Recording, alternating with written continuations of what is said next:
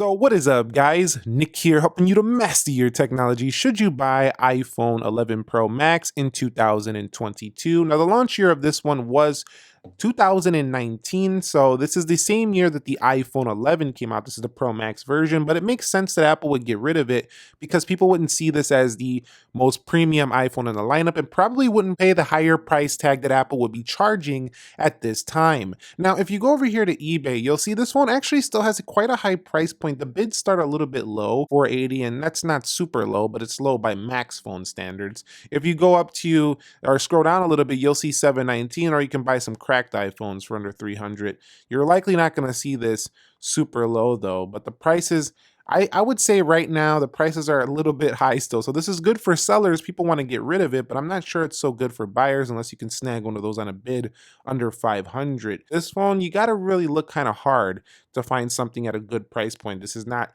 super low even right now, but if you can find under iPhone 12 or at least around iPhone 11 prices, you'll be solid there. Build and design of this phone is also something that reminded me a lot of the iPhone XS Max, but the back really changed things up and it really changed up the feel. It kind of brought us to where the iPhone 12 Pro Max and the iPhone 13 Pro Max feel like now, with their graphite kind of back or their matte textured back. This is actually a midnight green, excuse me.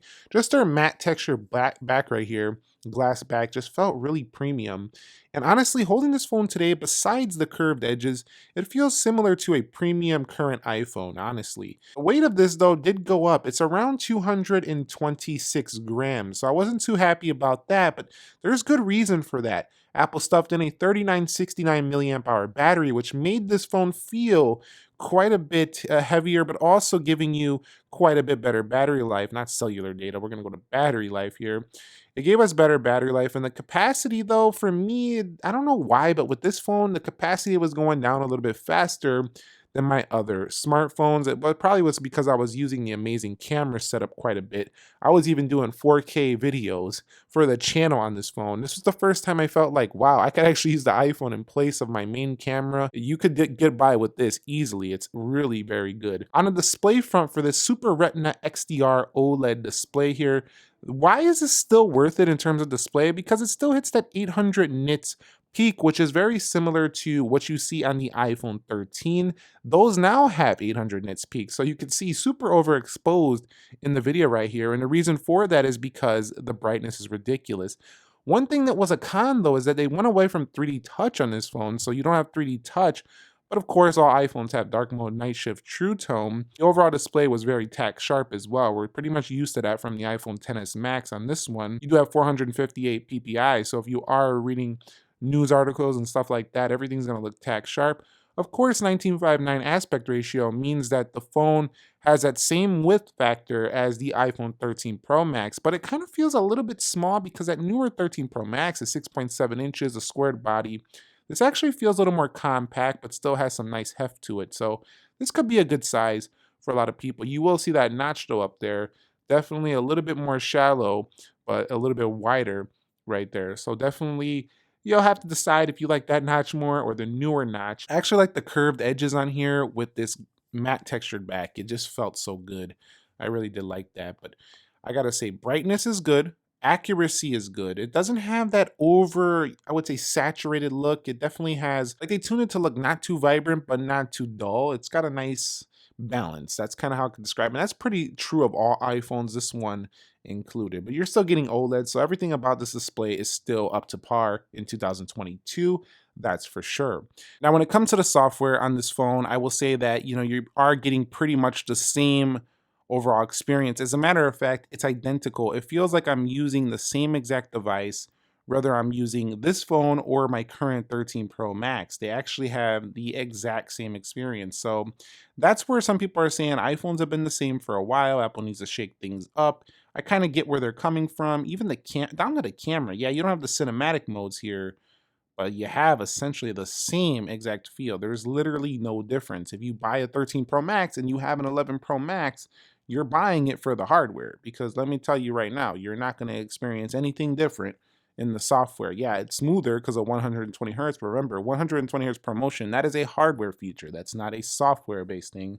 as a hardware based thing. Yeah, updates, many years left. We don't even need to be worried about updates right now, that's for sure. Talking about the storage for this phone, you can get this with a pretty weak 64 gigs, so I would recommend springing for 256 gigs should you buy this now. 512 is available, but no 1 terabyte option. So if you're looking for that crazy 1 TB option, you can go to the 13 Pro Max for that, but that's going to cost you $700, twice the price of this phone right now. And discussing the camera setup. Now, it's like this phone doesn't even need an introduction. It doesn't need any major discussion about this. We'll just quickly, briefly discuss it.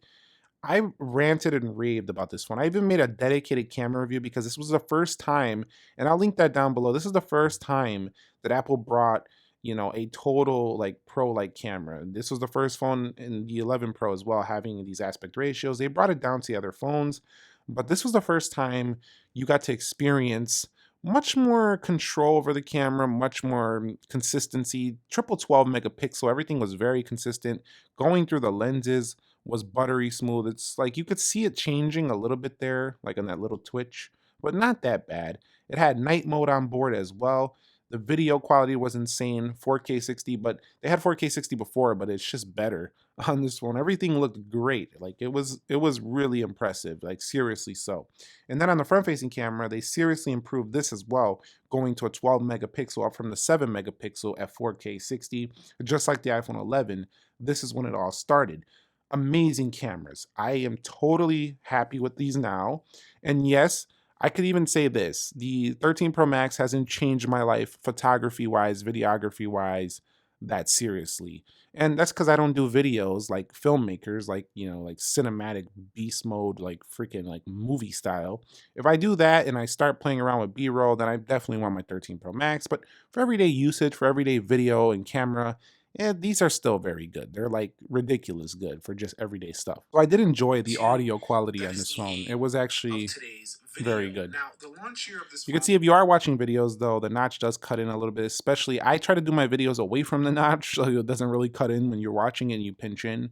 So you'll see right there, doesn't really cut into mine too much. But if you have like something over off to the left, like some trees or something, or some backdrop in a video, you're definitely gonna notice it on this phone. That's just still something that's noticeable on iPhones, especially when in gallery and looking at photos and stuff like that. Let's quickly touch on the connectivity. We have Intel modems in here. Reception was a little bit better for me than the 10s Max, but it wasn't great. It still wasn't anywhere near Samsung phones at the time. Now the newer iPhones they're actually on the same level in terms of the reception and things like that, but this is a 4G LTE phone, and that's really the biggest downside.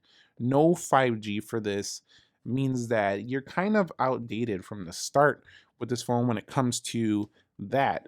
Considering that you're even on a 5G plan or you're in an area that actually has 5G, if you're not, then the 5G symbol you're seeing is kind of like a 4G plus. You're not really seeing true 5G if you're not getting in a reception area, so do keep that in mind. But I will say at least you had Wi-Fi 6 on here. Wi-Fi was faster, Bluetooth 5.0, everything was quick to connect. I never had any lag really with those type of things. It's just the phone call reception was still not there for this one, but it was still such a great piece of hardware that I didn't really care. I was just dealing with it and I just kept using it anyway. So still a really good phone. In conclusion, is the phone worth it? Should you buy it? And the answer is, I think for a lot of people, the answer is no. And the reason why is because the price right now is really good again for sellers, but not really good for buyers, because buyers have the ability to buy an iPhone 12 or even maybe like an iPhone 13 for slightly more, and then you're getting a much more modern device. But if you want a Max phone, you never wanted those 6.1-inch size phones, and you're okay with some of the sacrifices, I would say at least try to find this around the price tag of an iPhone 11, and then you're getting a deal. Because if you're getting an iPhone 11 Pro Max for the price of an iPhone 11, you're coming up with a deal. But this to me, even on the used market, is a little bit of a tough sell. Still an amazing phone, but there's just so many things that Apple improved, and there's slightly more for a newer device. So it's kind of a tough recommendation at this current point. That could change though, as this phone continues to drop in price, as newer phones continue to come out. So stay tuned to the channel for updated reviews. Thumbs up if you enjoyed it. Subscribe if you haven't already. Nick here. Be sure to be well. I will catch you all in the next one, and peace.